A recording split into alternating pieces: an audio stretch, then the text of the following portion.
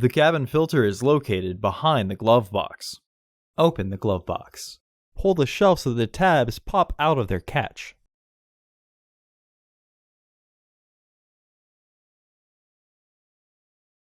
Remove the dampener cord from the glove box. Push in on both sides of the glove box to release the stops. Unclip both sides of the housing cover to remove it. Remove the old filter from the housing and clean out any debris inside. Insert your new filter into the housing, with its airflow indicating arrow pointing down. Slide the filter housing door to the left to secure the tabs behind their catch. Reinstall the glove box assembly. Reinstall the dampening cord. Partially close the glove box to re-engage the stoppers. Clip the shelf back into the glove box.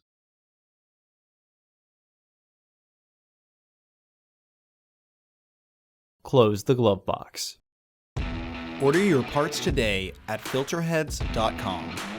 Also, please like our video and subscribe to our channel so you won't miss any new content.